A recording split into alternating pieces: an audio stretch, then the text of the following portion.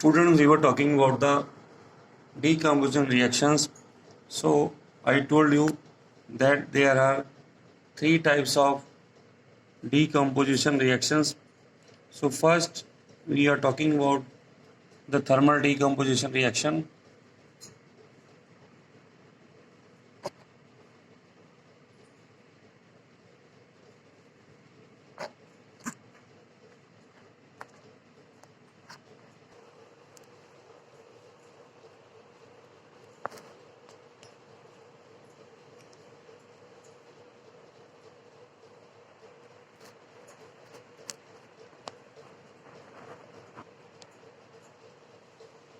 Yes, students. So we have talked about the thermal decomposition. Now these two examples are of the thermal decomposition. Now the next we'll talk about the electrolytic decomposition reactions. Okay.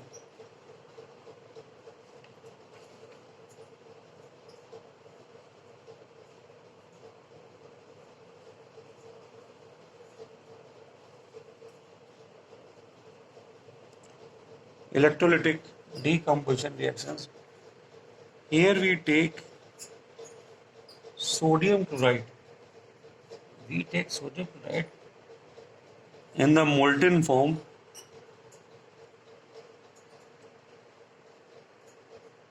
and we do the electrolysis. So what you get?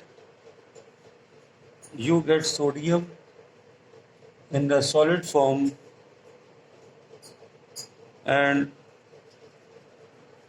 chlorine in the gaseous form. So this is known as the electrolytic decomposition. Similarly, we can do the decomposition of the water where you get the hydrogen and oxygen gas. Okay. So these are the examples, two examples you have seen. If you do the electrolysis for this water, then you get the hydrogen at anode and oxygen at cathode. The third type is of the photolytic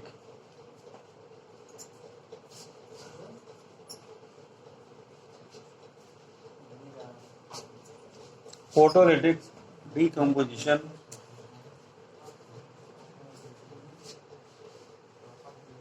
Photolytic decomposition. Here the compounds break down in the presence of sunlight.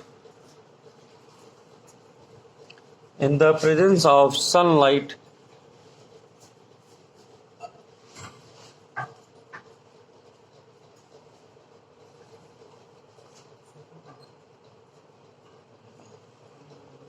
and you have silver and chlorine gas. The UV rays of the silver chloride breaks down into the silver and the chlorine gas. The UV rays of the sunlight breaks down the silver chloride into silver and the chlorine. So ये तो हो गया यहाँ तक हमारा decomposition. Now we will go for the displacement reaction. Displacement reaction में क्या होता है कि एक एलिमेंट इस तरह से जब रिएक्शन करते हैं तो बी को हटा देता है। तो ये अगर कैटायन है तो इसको हम लोग बोलते हैं कैटायनिक डिस्प्लेसमेंट रिएक्शन। अगर ये कैटायन है तो हमको यहाँ जो मिलेगा, या इलेक्ट्रोपॉजिटिव हम कह सकते हैं इसको। अगर ये इलेक्ट्रोपॉजिटिव है then you have the cationic displacement. For example iron की रिएक्शन अगर हम कॉपर सल्फेट से करा रहे हैं then you get the iron sulphate and copper.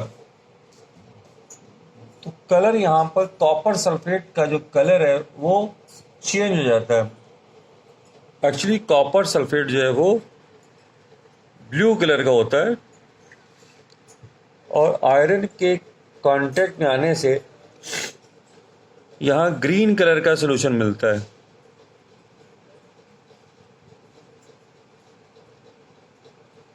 ये सॉल्यूशन ग्रीन कलर का हमको मिल जाता है यहाँ पर। अब यहाँ पर देखिए Fe ने डिस्प्लेस करा किसको, कॉपर को, और ये रिएक्शन हमारा कहलाया डिस्प्लेसमेंट रिएक्शन। सिंपल रिएक्शन है डिस्प्लेसमेंट रिएक्शन की। अब ये डिस्प्लेसमेंट रिएक्शन को समझने के लिए हमारे लिए बहुत ज़रूरी है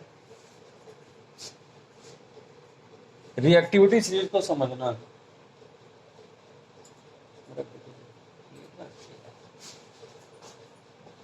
रिएक्टिविटी सीरीज को समझना, वी हैव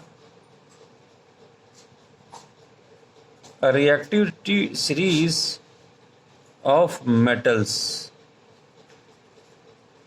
क्या कहती है सीरीज? इस सीरीज के टॉप में हमको मिलता है यहाँ पर sodium, potassium, then sodium, calcium, magnesium, aluminium. इस तरह से एलिमेंट्स की सीरीज है। ये सीरीज के अकॉर्डिंग हाइड्रोजन को मिडिल में हम कंसीडर करते हैं, या यूं कह लीजिए कि हाइड्रोजन के ऊपर के जो एलिमेंट्स हैं वो हाईली रिएक्टिव हैं, और इसमें से पोटेशियम को हम लोग कहते हैं मोस्ट रिएक्टिव। और हाइड्रोजन के नीचे हमारे पास में कॉपर, यहाँ पर है मरकरी है और सिल्वर है। कॉपर है, मरकरी है, सिल्वर लाइक एलिमेंट्स हैं यहाँ पर। तो इसका एप्लीकेशन क्या है इस सीरीज का? इस सीरीज का एप्लीकेशन ये है कि अगर एल्युमिनियम और Fe की रिएक्शन अगर हो रही है, जैसे भी आपने देखा था एल्युमिनियम ने आयरन ऑक्साइड में से आयरन को निकाल दिया था, तो जो एलिमेंट सीरीज में ऊपर है वो ज़्यादा रिएक्टिव और नीचे वाले कम रिएक्टिव है। तो एल्युमिनियम यहाँ से अगर Fe के साथ में या Fe के कंपाउंड के साथ में रिएक्शन कर रहा है तो Fe को डिस्प्लेस कर देगा, जो मैंने भी आपको पिछले वीडियो में दिखाया था थर्माइट रिएक्शन में। इसी तरह से ये देखिए यहाँ पर आयरन कॉपर से बहुत ऊपर है, तो ये आयरन ने कॉपर को डिस्प्लेस कर दिया, ठीक है। तो इसीलिए इसको हम लोग बोल रहे हैं यहाँ पर ये डिस्प्लेस कर सकता है। तो ये सारे के सारे जो एलिमेंट्स हैं ये दे आर मोर रिएक्टिव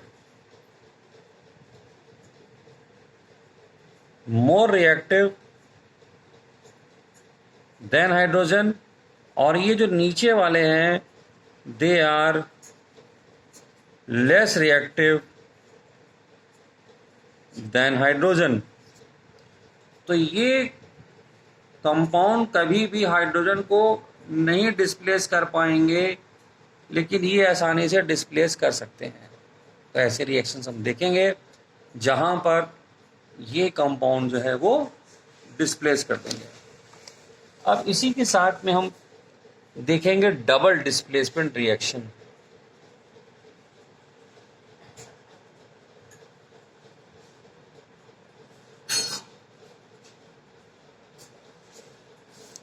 जो पिछली रिएक्शन आपने देखी थी वो थी single displacement reaction. Double displacement reaction में हमारे पास में इस तरह से कंपाउंड्स होते हैं। ए चला जाएगा सी की जगह पर, एडी बना लेगा यहाँ पर,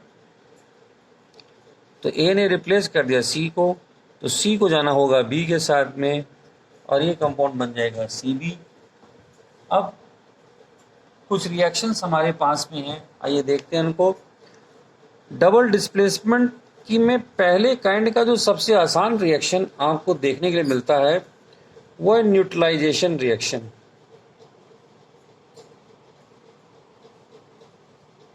न्यूट्रलाइजेशन रिएक्शन एसिड और बेस की रिएक्शन जब होती है,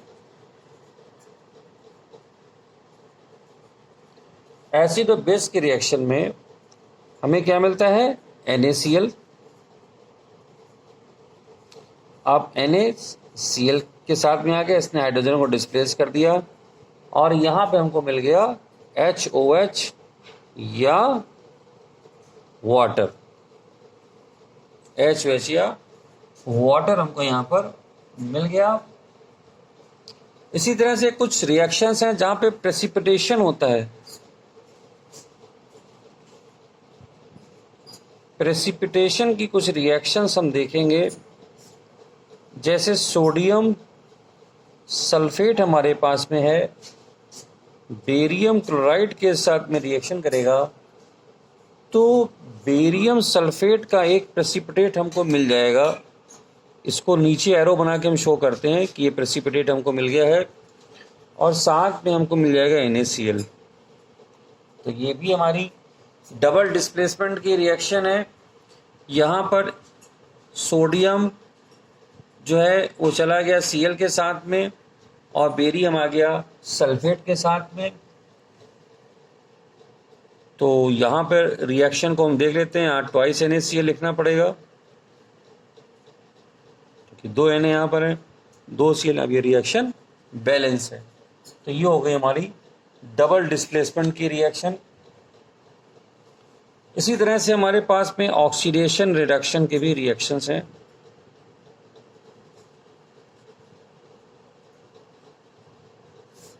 तो ऑक्सीडेशन क्या है, जब एडिशन ऑफ ऑक्सीजन हो रहा है इन chemical reactions,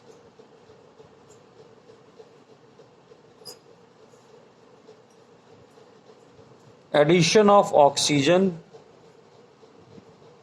is known as oxidation या removal of hydrogen is also oxidation। इसको भी हम कहेंगे इसी तरह से। अब देखिए रिएक्शन,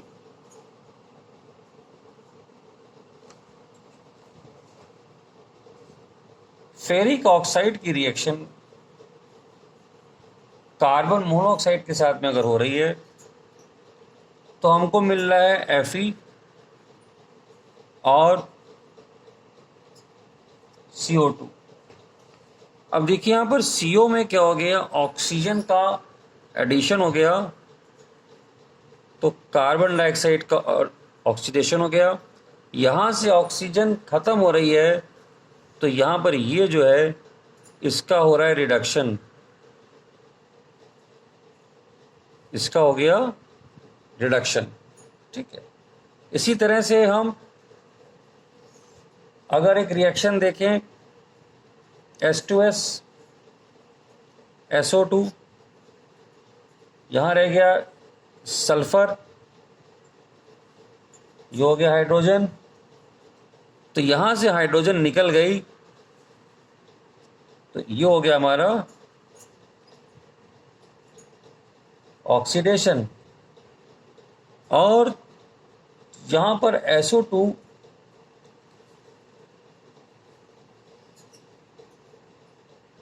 ऑक्सीजन हट गई यहां से, तो ये क्या हो गया,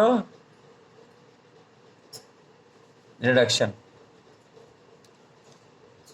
तो अगर हाइड्रोजन क्या कहते हैं, यहां अगर ऑक्सीजन हट जाती है तो हम इसको बोल देते हैं रिमूवल ऑफ, अगर ऑक्सीजन होगा, जैसे हमने यहाँ पे कहा था रिमूवल ऑफ हाइड्रोजन, अगर रिमूवल ऑफ ऑक्सीजन होगा तो ये रिडक्शन कहलाएगा, और अगर यहाँ पर एडिशन ऑफ हाइड्रोजन होगा, अगर हाइड्रोजन ऐड कर जाए, यहाँ देखिए हाइड्रोजन का एडिशन दिखा रहे हैं हम लोग, तो हाइड्रोजन के एडिशन से हमको मिल जाता है ऑक्सीडेशन।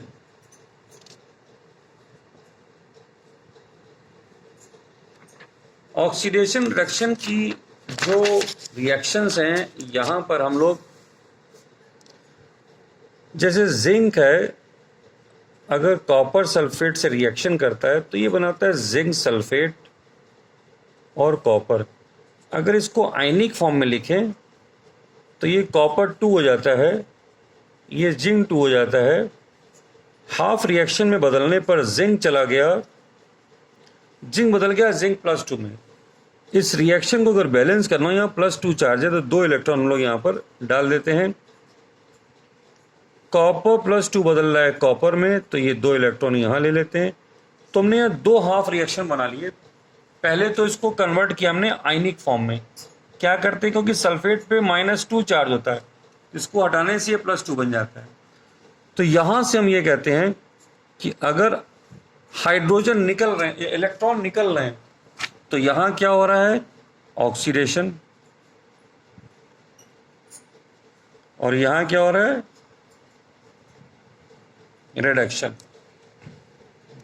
तो ये भी एक मेथड है इसको समझाने का, जहाँ पे हम कहते हैं कि removal of electron is oxidation and addition of electron is the reduction.